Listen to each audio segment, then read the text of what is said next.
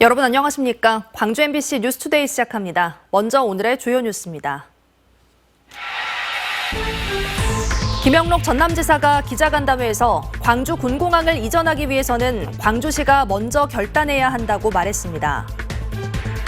광주시와 민주당 광주시당이 호남 고속철 개통 이후 승객이 대폭 증가했는데도 증편이 이루어지지 않고 있다며 국토부와 코레일에 고속열차를 늘려줄 것을 촉구했습니다. 광주 지역 교복업체 대부분이 납품가 담합에 가담한 사실이 검찰 수사로 드러났습니다. 학생 1명당 학부모들은 6만 원씩의 교복값을 더 내야 했습니다. 80년 5.18을 소재로 한 창작 뮤지컬 광주가 네 번째 모습으로 다시 돌아옵니다.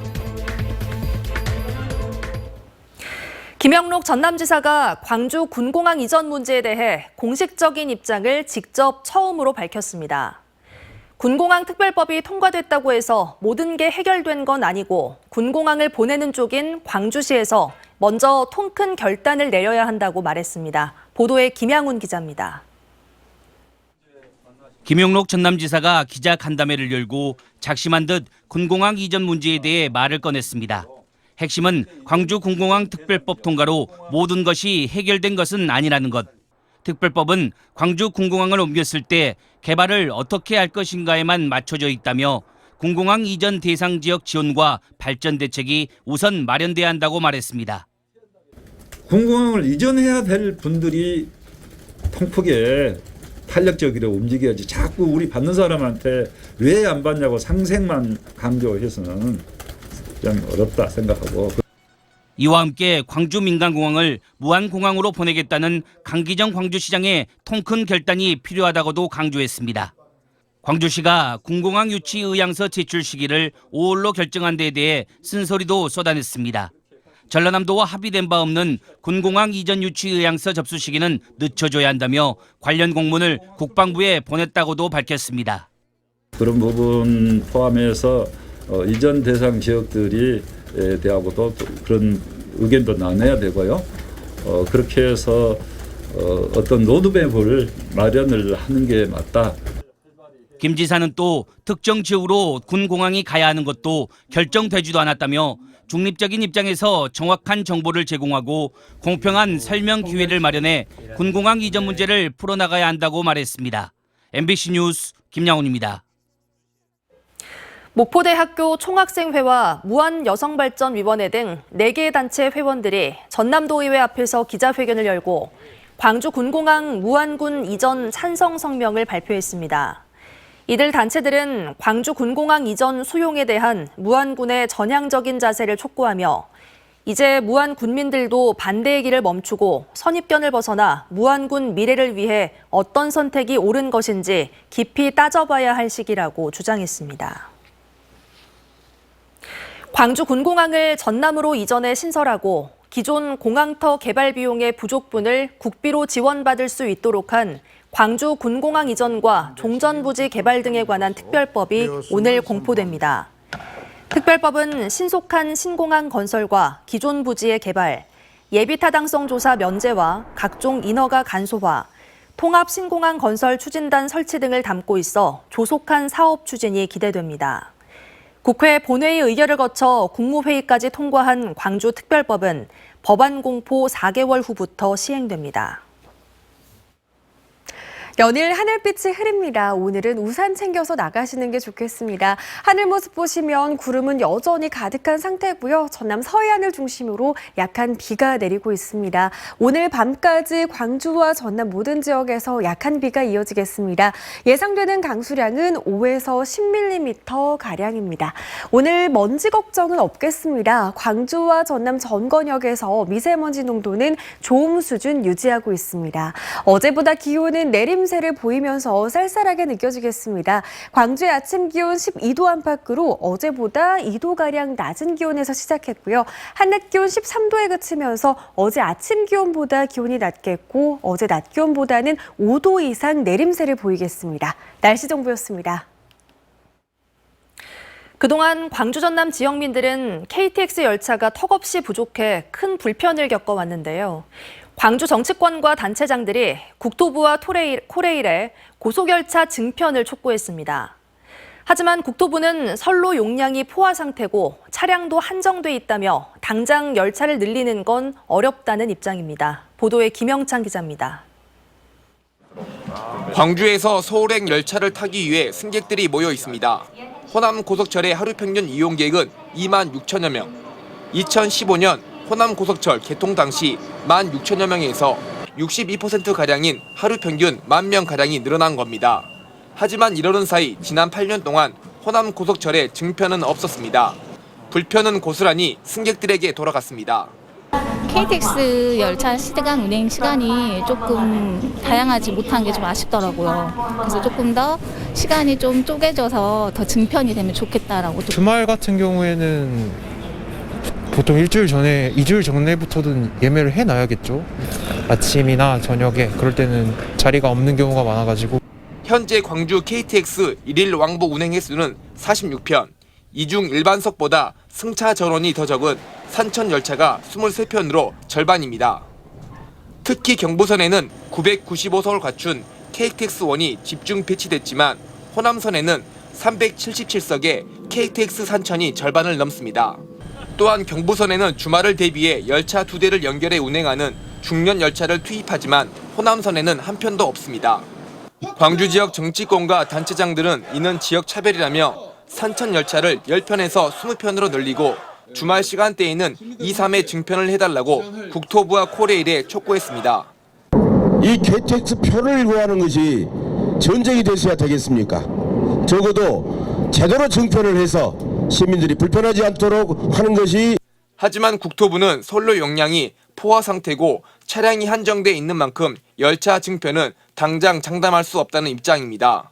광주시는 그럼에도 불구하고 타 지역에 비해 열차 수가 부족하다는 점을 집중 부각해 형평성 차원에서라도 호남 고속철 열차가 증편될 수 있도록 국토부와 코레일에 지속적으로 압박한다는 계획입니다. MBC 뉴스 김영창입니다. 지난 토요일부터 차량 우회전 시 일단 멈춘 다음 출발하도록 하는 법이 본격적으로 시행됐죠. 하지만 현장에서는 여전히 어떤 신호에 우회전을 해야 하는지 운전자들이 많이 헷갈려하고 있습니다. 김초롱 기자가 자세히 설명해 드립니다. 광주 서구에 있는 교차로입니다. 차량 신호에 빨간불이 켜 있지만 이를 무시한 차량들이 정지선을 넘어 그대로 우회전합니다. 취재진이 10분간 한 차선을 지켜본 결과 이 같은 신호 위반 사례는 25건에 달했습니다. 원래는 저게 빨간불이면 한번 멈췄다가 나와야 되는 거 혹시 아셨나요? 우회전만 일시정지 아니고요? 보행자들이 횡단보도를 건너고 있는데 그 앞으로 우회전에 지나는 차량도 있습니다. 보행자가 막 나오려고 할 때도 그냥 막 지나가고 어쩔 땐 들이댈 때도 있어요, 차들이. 지난해 1월 법이 개정되고 계도 기간도 끝났지만 앞선 차량들은 모두 법규를 위반한 겁니다. 실제로 광주경찰이 지난주 토요일과 일요일 이틀 동안 산발적인 단속을 벌였는데 모두 52건을 적발하기도 했습니다. 현장에선 여전히 혼란이 계속되는 겁니다. 교차로에서 우회전을 하려는 차량입니다. 바로 정면에 마주한 차량 신호가 빨간불일 경우 이렇게 반드시 일시정지해야 합니다. 그리고 횡단보도에 지나가는 사람이 없거나 지나려는 사람이 없을 경우에 서행해서 지날 수 있고요. 우회전하면서 마주하는 횡단보도에서도 길을 건너는 사람이나 건너는 사람이 없을 경우에만 지나갈 수 있습니다. 이런 혼란을 줄이기 위해 우회전 신호등이 도입돼 서구 극락초교 부근 등 5곳에 설치됐습니다. 전남에서도 나주시에만 우회전 신호등 9개를 설치했는데 신호등이 설치된 곳은 녹색 화살표 신호에만 우회전할 수 있습니다. 신호 위반에 해당할 경우 승용차 기준 범칙금 6만 원, 벌점 15종에 해당합니다.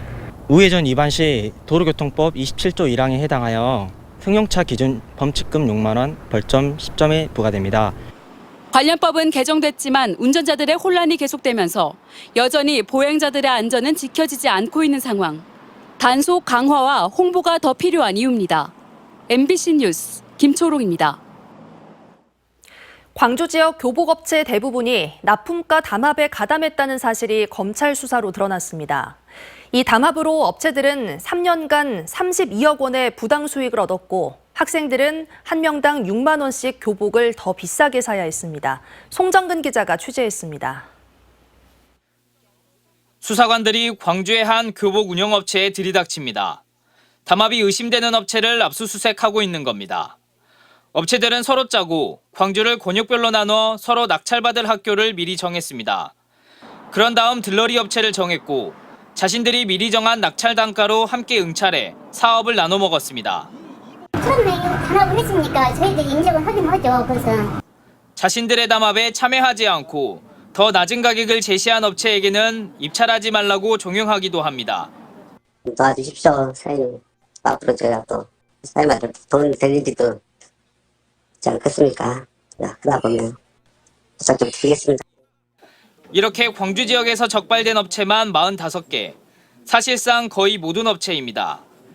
이들이 담합하지 않을 때의 예상 매출과 비교해 광주 지역 45개 업체들이 거둔 부당 수익은 3년간 32억 원입니다. 학생 1명당으로 따지면 학부모들이 1년에 6만 원씩을 더 부담한 셈이 됩니다. 공정위 등 유관기관과 긴밀히 협력하여 민생 부담을 가중시키는 각종 입찰 담합 행위에 대해 법과 원칙에 따라 엄정 대응함으로써 최저가 경쟁 입찰 방식을 통해 학생과 학부모들의 부담을 줄여주자는 게 제도의 취지였지만 업체들의 담합으로 제도가 수년 동안 무용지물이 됐습니다. 광주시 교육청은 담합업체에 대해 계약 해지 등을 검토할 방침입니다. MBC 뉴스 송정근입니다. 광주경찰청 마약범죄수사대는 마약을 유통하고 투약한 혐의로 베트남 외국인과 내국인 등 11명을 붙잡아 4명을 구속했습니다. 단속 결과 압수된 마약은 합성 대마 등 약 143g, 시가 2,800만 원어치입니다. 경찰은 베트남 이주 노동자들 사이에서 마약이 유통되고 있는 것을 확인했다며 단속을 이어갈 계획입니다. 60대 공장장이 도전기계 모터를 점검하다 추락해 숨졌습니다. 나주경찰서에 따르면 지난 22일 아침 8시 반쯤 나주시 봉황면의 한 도전 공장에서 60대 관리자가 고장난 기계의 모터를 점검하던 중 6m 아래 바닥으로 떨어져 숨졌습니다. 경찰과 노동청은 공장에 안전난간이 설치돼 있지 않은 점을 토대로 안전수칙 준수 여부를 확인한 뒤 중대재해처벌법을 적용할 수 있는지 등 정확한 경위를 조사하고 있습니다.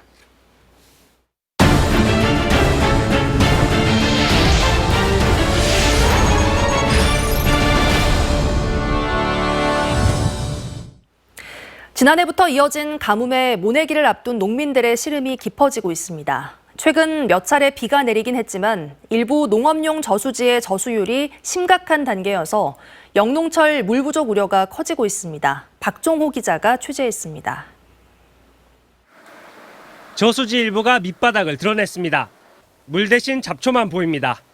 축구장 600여 개 면적 428헥타르 농경지에서 이곳 저수지물을 끌어다 쓰는데 저수율은 27.5% 수준에 그치고 있습니다. 모내기철을 앞두고 있지만 물이 부족하다 보니 농민들의 걱정은 커지고 있습니다. 고추와 봄배추 등 농가밭에 많은 물이 필요한 시기인데 저수율이 올라가지 않다 보니 농민들은 하늘만 쳐다보고 있습니다.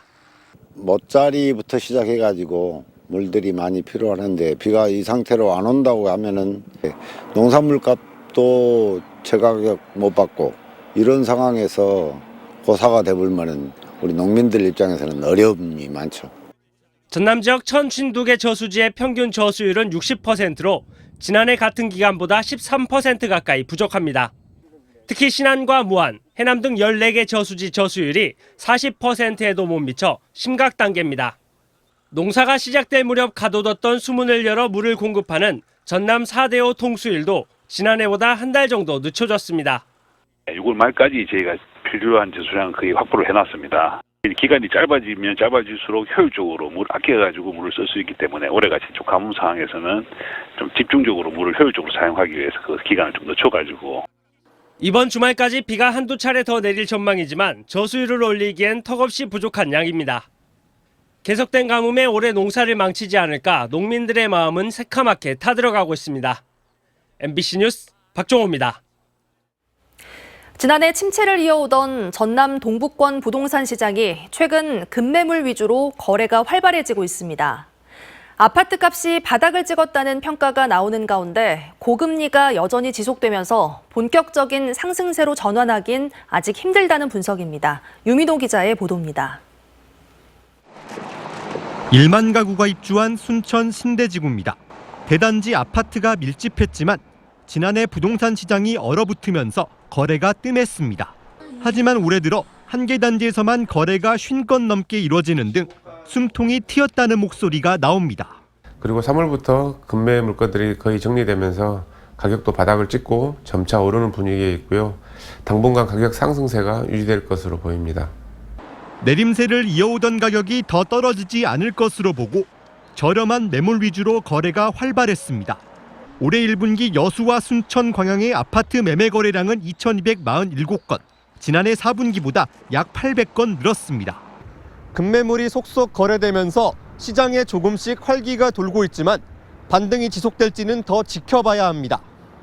여전히 금리가 높아 대출 부담이 있는 데다 경기 회복세도 뚜렷하지 않기 때문입니다.